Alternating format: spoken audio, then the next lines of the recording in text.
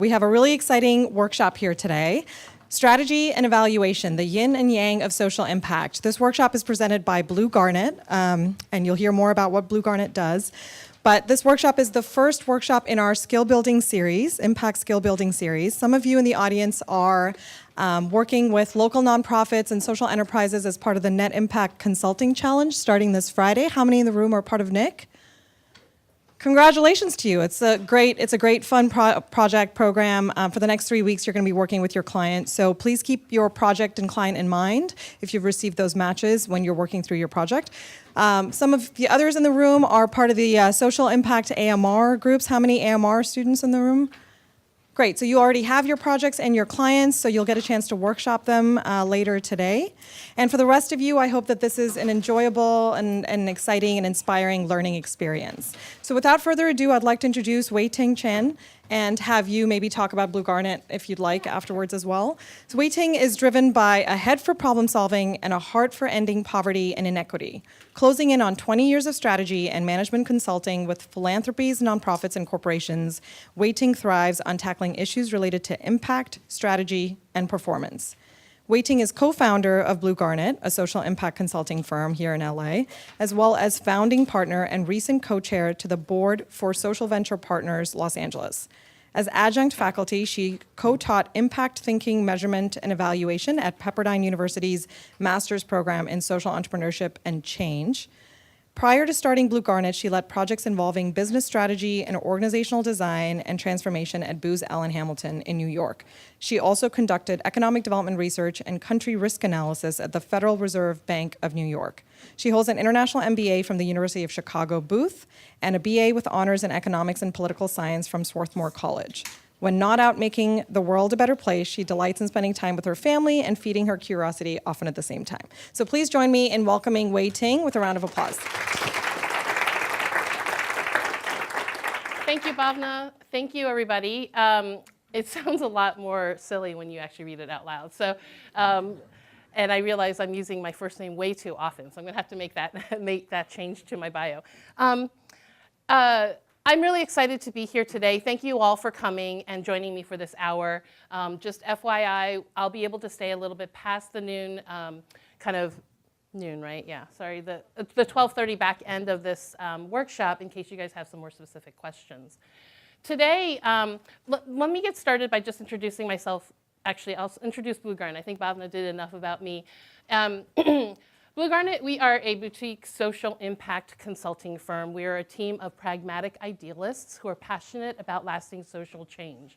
We work together on issues of strategy, performance, and results for our clients, and our clients range the spectrum. Just as you probably see that the sectors are blending, our clients are blending too. So we work with foundations, corporations, nonprofit organizations to basically help them understand, measure, maximize, and tell their impact story in very practical and meaningful ways.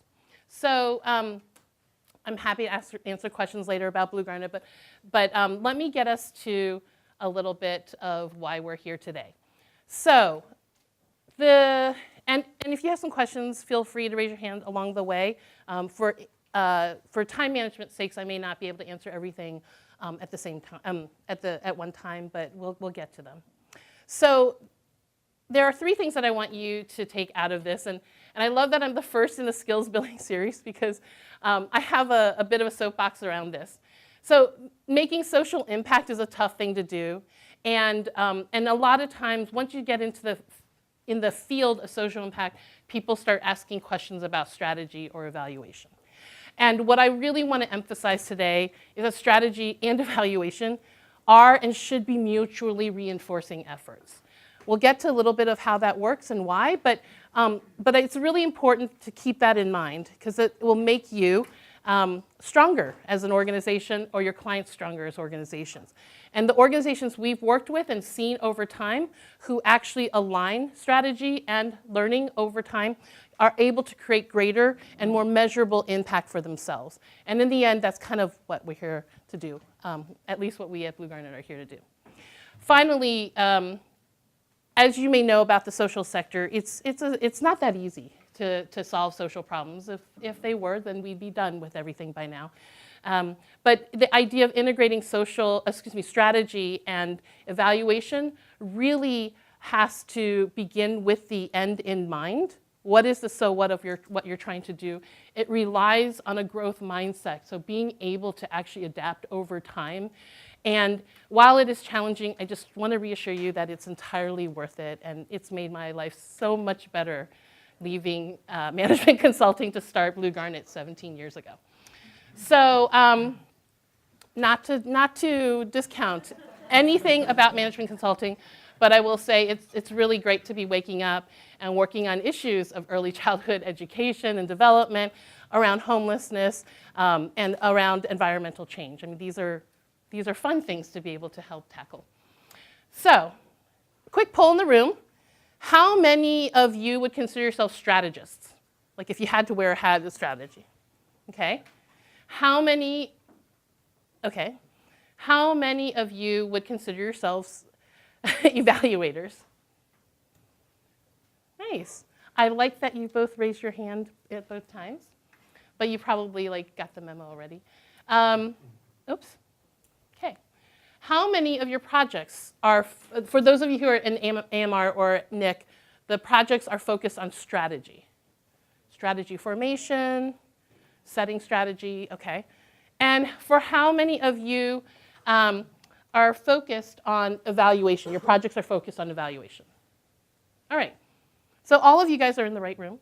And one of the things that we are going to be doing is talking a little bit about the intersection of strategy and evaluation and how you actually start with that intersection before you actually go off into your strategy formation or your evaluation effort. So what are strategy and what are evaluation? So everybody has to start with some definitions. Strategy is the art and science of planning and marshaling resources for their most efficient and effective use. Actually, the word strategy is derived from a Greek word that has to do with generals and armies and leadership, which is really a lot about how do you get to win the battle with what you got. The second word is evaluation, and evaluation is defined as the rigorous analysis of completed or ongoing activities that determine or support management, accountability, effectiveness, and efficiency. So here you already see overlapping words in the definitions, and hopefully you can see how they're starting to relate. One of the biggest myths out there is that strategy is upfront and evaluation is in the back.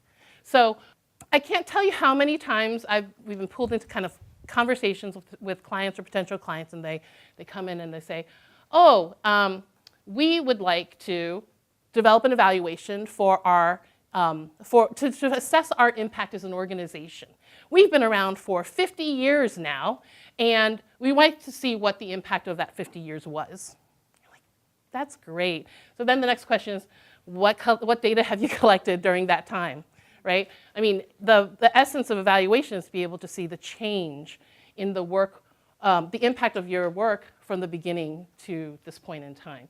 And if you haven't, then all of a sudden you're kind of stuck trying to create proxies and starting to adapt and adjust to how you can actually measure the impact of the last 50 years of effort. So my advice is actually to think about strategy and evaluation on the front end at the same time, and I will tell you how to do that. So not to belabor the point, but strategy and evaluation really are two ways of looking at the very same thing. So I don't know how many of you are familiar with Rubin's vase. It's an optical illusion, and it really gets into kind of cognitive psychology, and it gets too technical for me to understand. But but the point is that the same thing that we're all looking at is actually your effort to make social change. Right? It's what you're doing to try and move the needle, or what your client is trying to do to move the needle. Whether it's about providing living wage jobs for agricultural workers, or whether it's about ending domestic violence for women and their children. These are efforts that you're these are outcomes that you're trying to achieve, and evaluation and strategy are just two different ways of looking at the same thing. Specifically, when you know how to combine strategy and evaluation, and you align them, all of a sudden you know when and how to adapt. So one of the things that concepts I'm hoping some of you have already encountered here is the idea of emergent strategy. How many of you have heard about emergent strategy? Okay, this is a really important concept, and I really want to make sure that y'all have a chance to absorb this. So it's rather simple if you think about it. You've got intended strategy. You know, when you start out, you set a plan. And many of you will be working on your clients to help set that plan. And then as you start to implement, you're implementing your deliberate strategy. So this blue band continues into deliberate strategy implementation. And then at some point in the future, it gets realized, right? This is what you planned. You set out to do, you do it, and then you actually achieve it. Great. Well, the world isn't exactly that linear. And along the way, sometimes you start, and this is the green part, with intended strategies that over the course of time, for various reasons, don't make sense anymore. Or they are not successful and you can't make them work. So hopefully you actually abandon them. There are times when you have a strategy that you never actually set out to pursue, but over the course of time, by keeping the pulse of the things and the changes going on, something comes up and you're like, this is actually kind of worth it. This might be really interesting and it aligns with what we're trying to do. And you bring it in, and then over the course of time, you realize the strategy. Okay. This concept of abandoning and adopting new strategies is what emergent strategy is all about. And this is actually critical to being able to achieve social change. Why? Because the stakes are really high, and to be quite honest, the organizations that you are working with, they are working on issues that are critical to the needs of their constituents, but sometimes contingent on the survival of those organizations too, right? So I think a number of you are working on small island developing states. Thank you. And frankly, they have a real critical need to figure out how to make not only their economies work, but to stave off some larger issues for their island survival. I mean, these stakes are super high, and it's not about selling more Cokes or being able to maximize your profits. Stakes are high. Why is it important to combine strategy and evaluation? Because the work of social change is really tough. So it's difficult, it takes time, and frankly, an analogy that I often use is that the work that we're doing right now is literally taking the baton from one group and handing it off to the next group. Because you don't generally solve issues of homelessness in a 10-year time frame, in a 5-year time frame. You generally don't solve the issue of global warming in decades, right? Like these things really take time, and we may not be here to actually see the fruition of all the strategies that we're actually making recommendations that are going to be implemented. So it's complicated.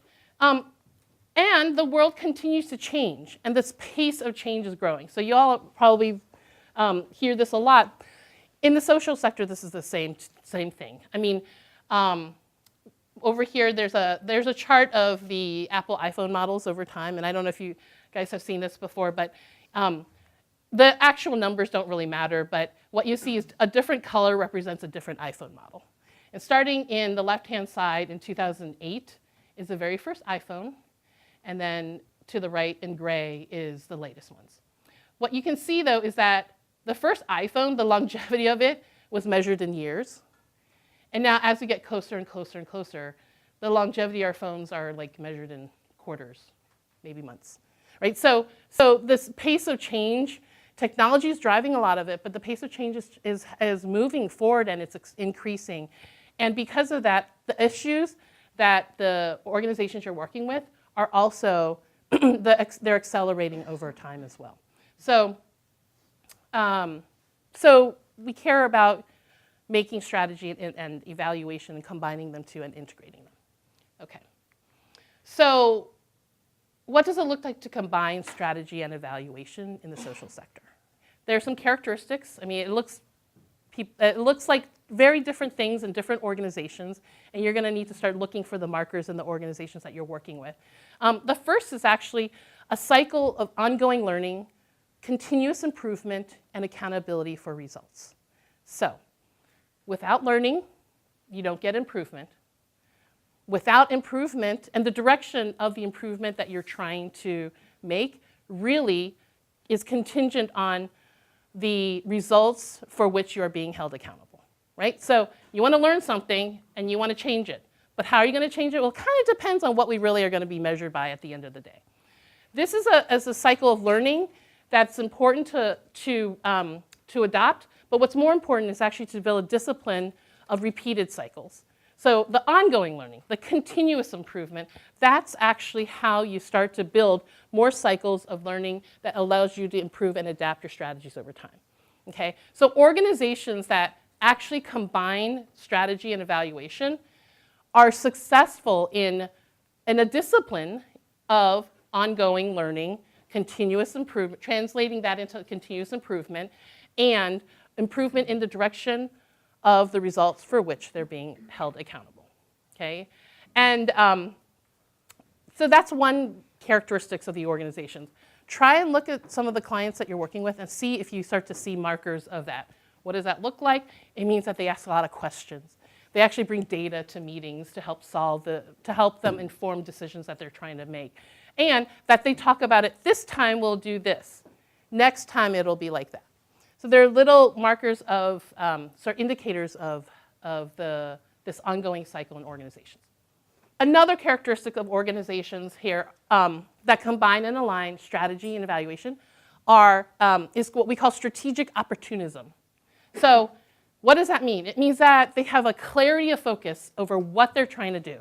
What is their measure of success? What is their definition of impact in a really clear way, measurable way? And with that in mind, they then have a fluidity in how they go about achieving that.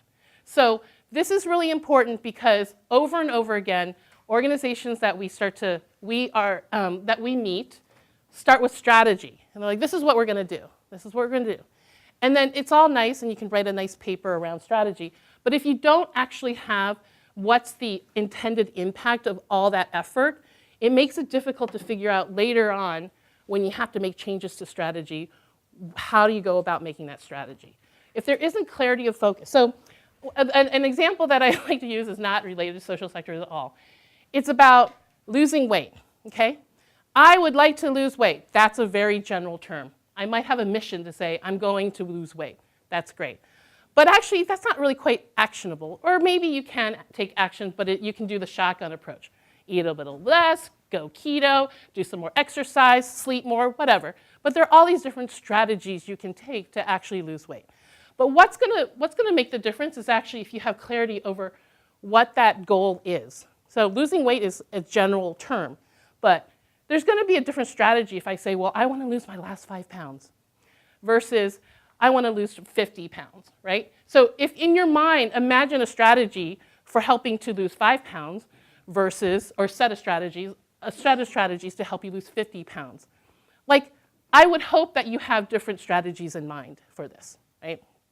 So the importance of knowing whether or not actually, eating the salad for lunch and going to the gym after your class is going to get you to the impact that you want is important to help you figure out you can actually achieve the goal that you're trying to achieve, right? So strategy is important, but the so what, the clarity of focus of what you're trying to actually accomplish at the end of the day is really, really important. Another example, more in the social sector, is we had a client that was a mentoring organization.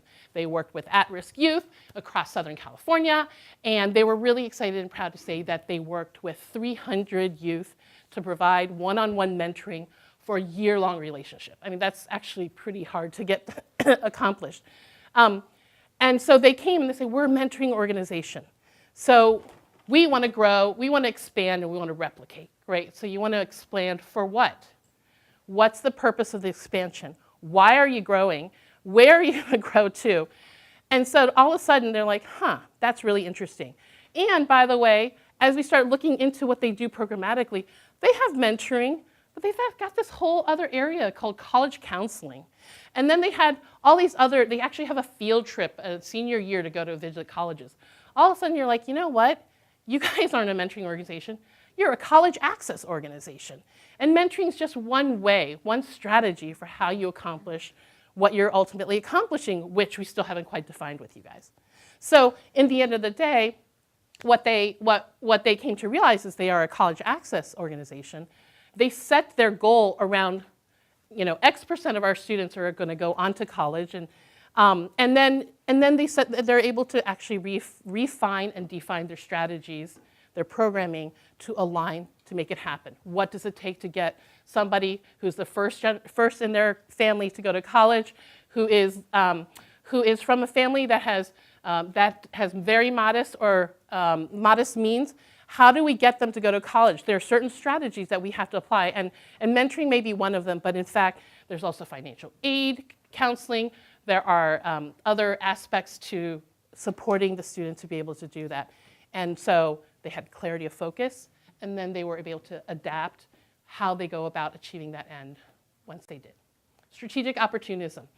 All right, third characteristic, driven by highly effective leadership. So there's a people component to this that I don't think I actually fully understood when I went to Chicago for business school, and in part because I think I was at Chicago.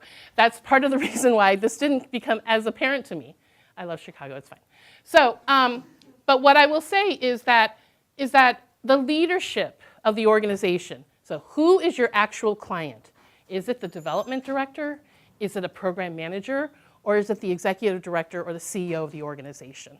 That person has to have the mindset of beginning with the end in mind. They want to create the vision for the change that the organization wants to accomplish. They're the ones that have to drive to setting an organizational goal. Unfortunately, no one else in the organization has the power or the authority to really harness the resources and the teams to do this. They not only do that, but they also put first things first. So they prioritize the things that will actually get you there. So I have an economics background, and sometimes you do these, you run equations, you run regressions. And the thing that keeps running through my mind, for those of you who are mathematically inclined, is it's like a regression. You have this dependent variable that you want to get done. This is your social change.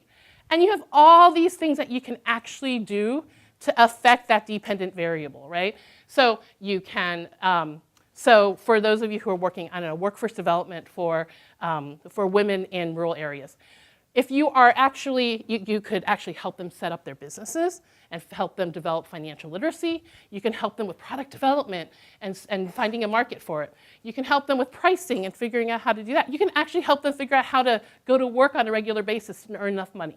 All these things you can do. But ultimately, you want to figure out the variables that have the highest relationship, correlation, and causation for affecting the ends that you want to have. It's nice to be able to, and I'm totally, this is a total imaginary scenario, but it's nice to be able to think about providing childcare for the woman who is weaving the baskets that you're going to sell on a fair trade market. It's another thing to realize that that actually doesn't matter because she has family members who already watch the children, and she would really do better if you actually taught her basic accounting. So it's figuring out what are the strategies that actually make the biggest difference and focusing and putting those first. A couple real quick things around the people aspect of this. There's a growth mindset I mentioned earlier that's really important. The CEO, the ED, they actually have to often wear both hats. They have to think about strategy, and they have to have the curiosity to say, is that going to work? How is that going to work? When does that work? So they have to have the sneaking suspicion in the back of their mind that there's a way to do this better for you to really successfully get the evaluation to mean something to them. And there's an adage that I've heard, and I can't attribute to anyone at this particular point, but culture eats strategy for breakfast. Have you heard this before? So, I mean, I think it's a business school thing you learn, but essentially, it doesn't matter if you have good strategy. It doesn't matter if you have the right recommendations in your evaluation. None of it matters if nobody cares and nobody's bought into the idea of making it real. So what really good leaders in the organizations do is that they think about who else is involved in the project that you're pursuing. It's a little harder when you have a short-term project, but those of you who are working on 6-month projects should be talking to more than a couple of people within the organization. You want to bring them along. You want them to understand what you're trying to accomplish and why it's important, even before you get to the answer of what it is. So the really good leaders, they actually invest in people to make sure that they are brought along with the system of learning that you're going to try and set up. Okay, finally, it's not easy, but it's worth it. I mentioned this. I mean, it's kind of crazy. Like, we have conversations around strategies, and then we have conversations around evaluation. And often they never touch and they never meet. And this is a real problem because, as I hope I just convinced you all, it's important for strategy and evaluation to intersect. And a couple things for you, those of you who are working with clients around this, they're the ones that get it, that are excited about integrating strategy and evaluation, they're actually a rare breed right now. So unfortunately, it's not common practice for this to happen. So those of you who are working with leaders who are doing it should know they're swimming upstream. They could use your cheerleading help sometimes, your affirmation and just your support, because they have to convince a lot of people to put precious resources behind things. And this is something that takes a lot of effort to convince people on. And then finally, bring some patience. You know, the social sector, it's messy, it's nonlinear. You just have to be able to understand and put into context, you know, why certain things will or will not work. And once you bring in a little patience, it's a lot easier to deal with sometimes. I'm going to walk through a few examples, and I'll go through this rather quickly, but I'm happy to answer questions afterwards if you guys have around these. So, growth strategy. So this is a nonprofit. Give you a little context. A nonprofit that runs a charter school system. So they have a lot of schools, several schools, and they're doing a really good job. They're based in a certain neighborhood, and all of a sudden, there's some interest. A while back, there's a big push around charters, and big funders putting a lot of money behind charter school growth.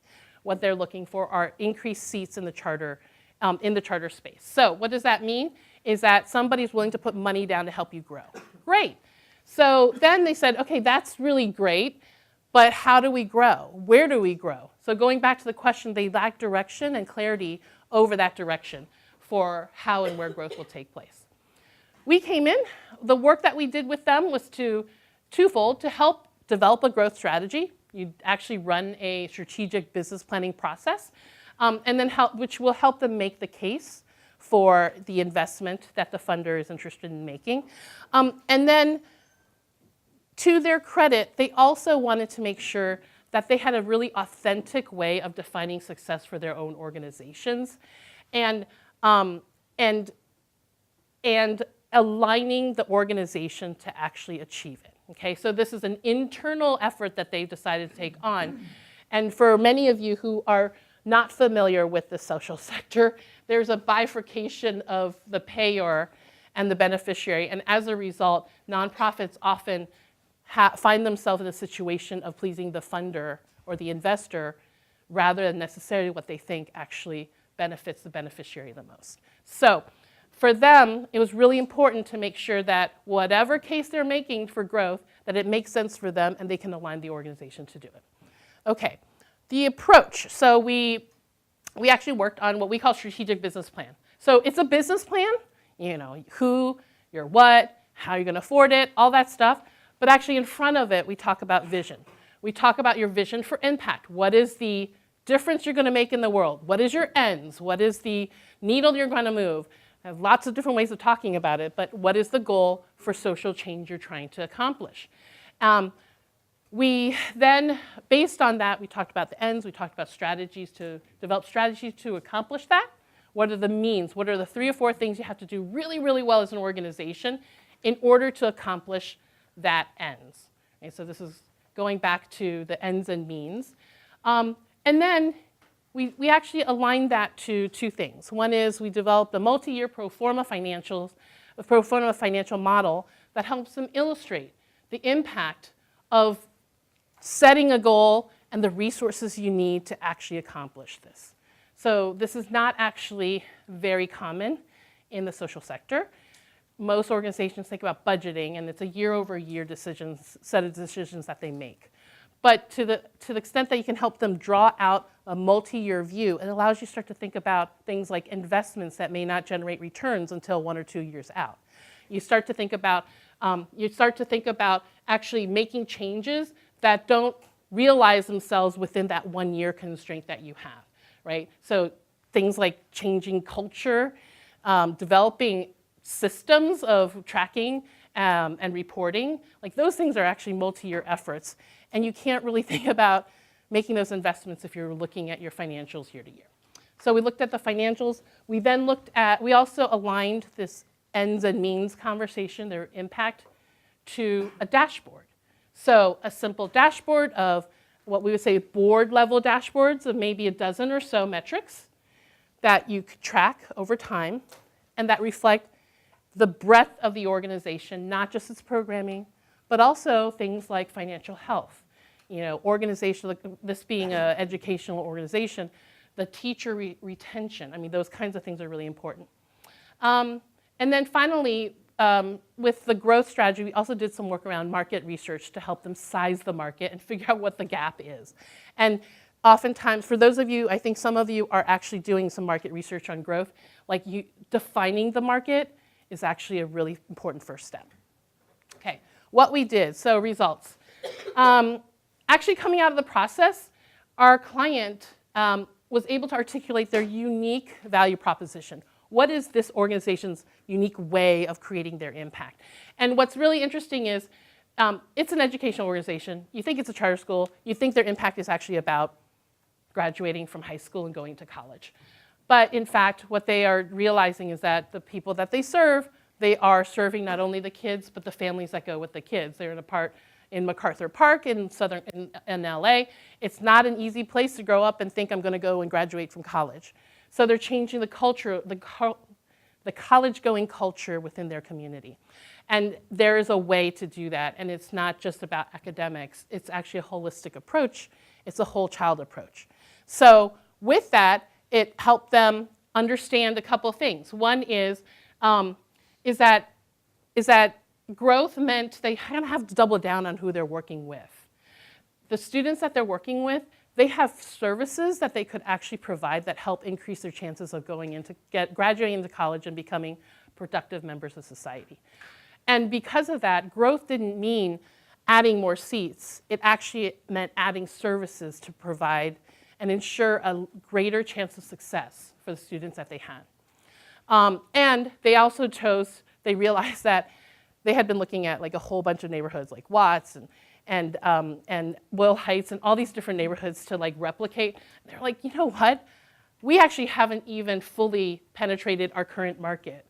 Our market is not fully serviced. The college-going rate of the average kid in our neighborhood is not high enough yet, so we need to actually stay here and go deeper.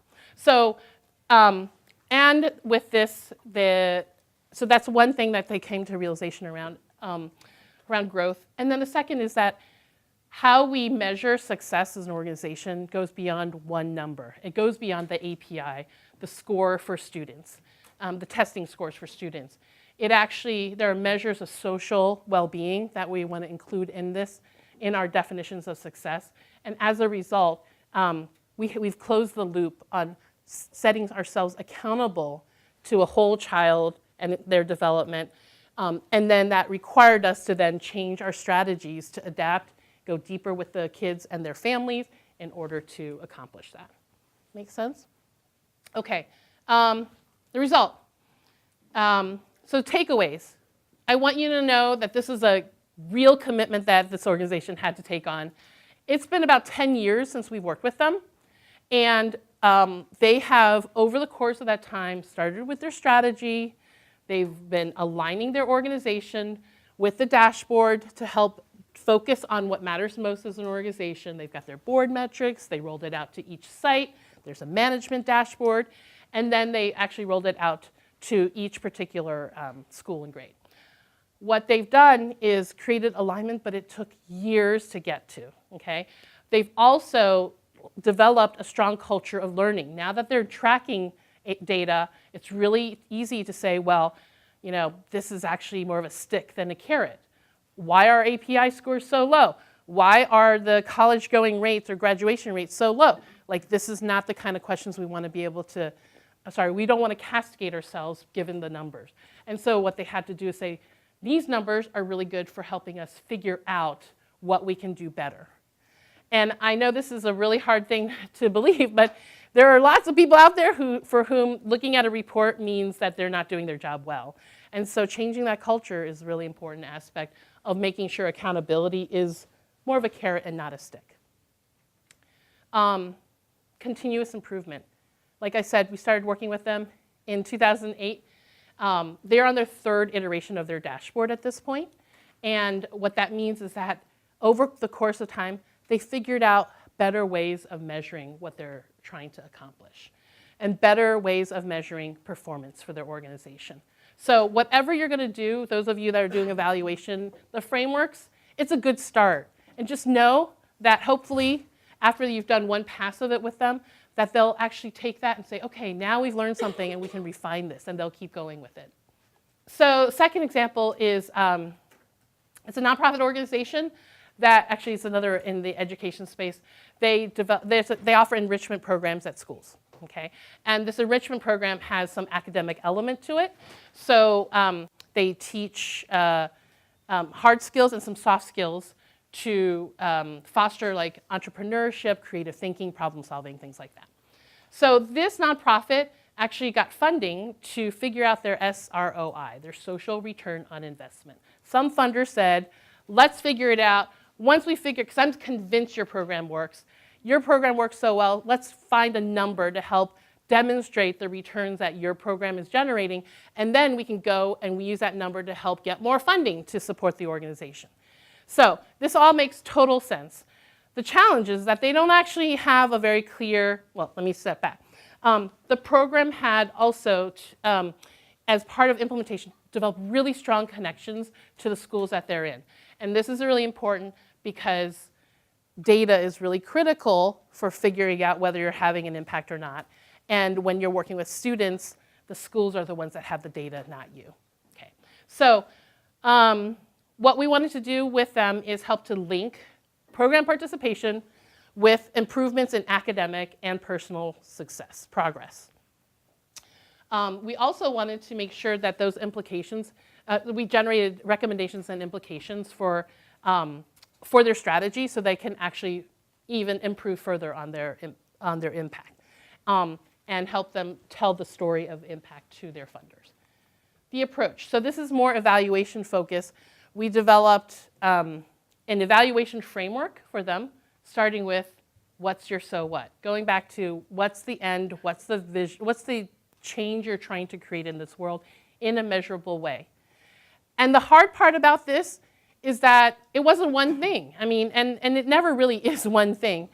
For them, there was some elements of academic success. If you're in our program, you do better in school.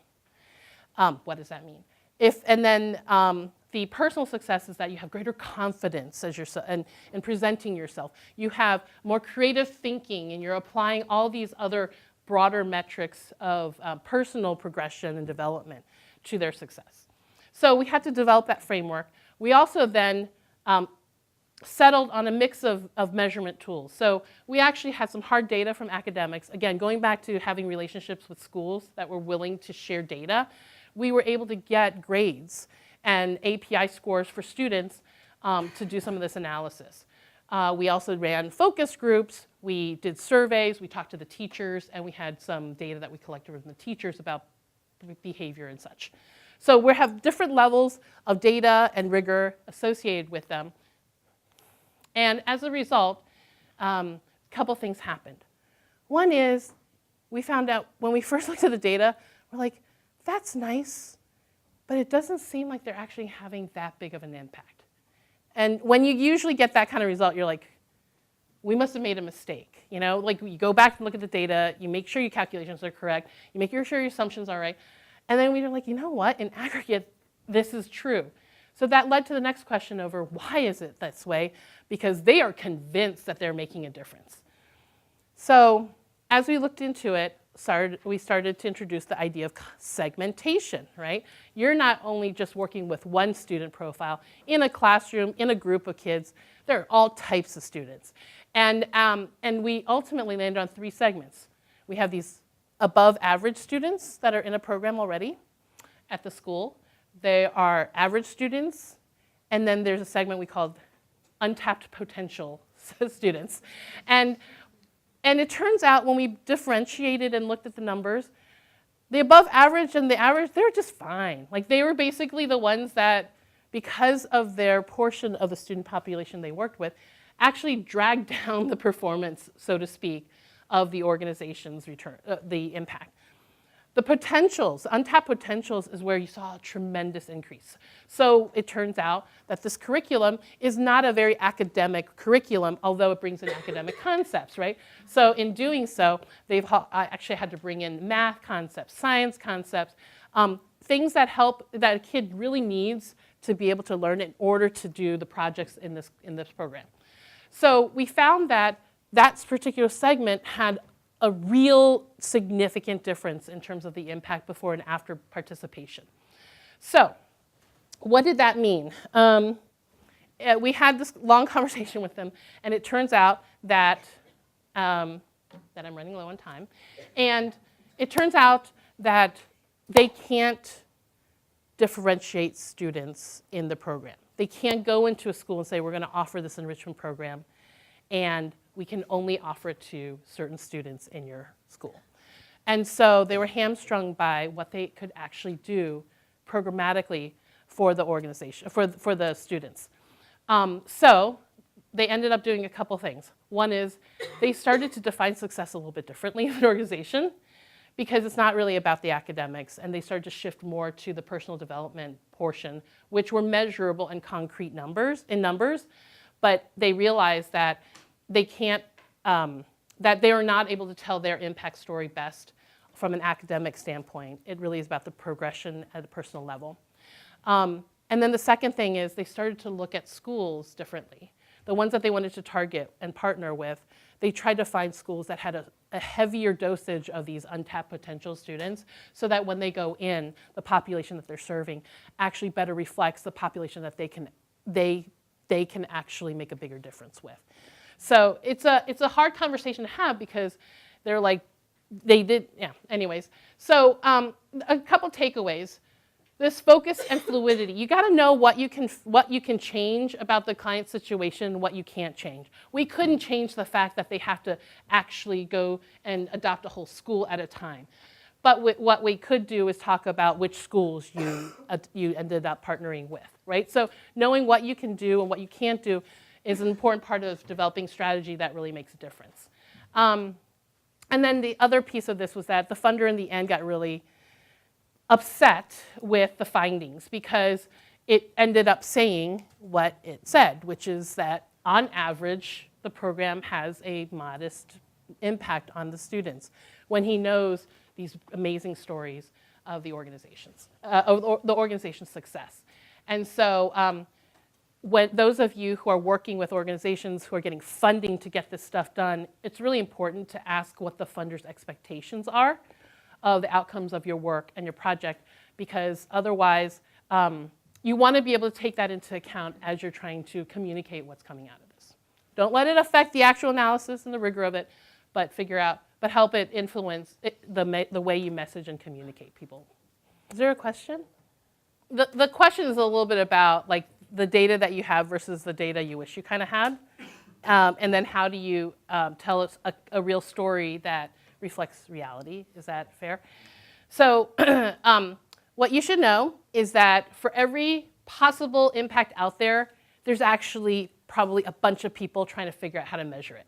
So the good news is that there are actually well-documented ways of measuring certain types of impact. And then there are ones that are in the process of being developed. So the field of evaluation is really, really growing very robustly. So there are metrics for happiness out there, right? There are metrics for, there are measures of personal well-being, actually, that are fairly standard for youth at this point. Trauma, ways of measuring that.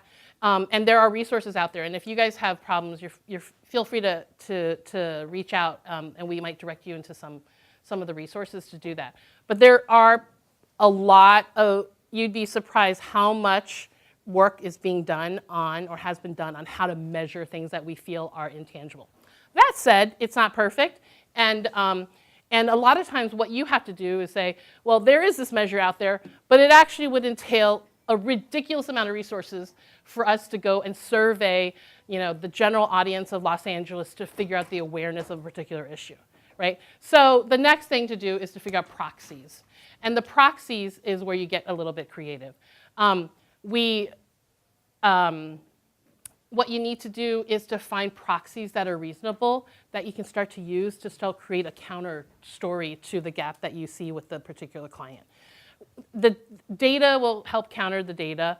Qualitative and quantitative can help to counter a strong narrative where there's no data behind it.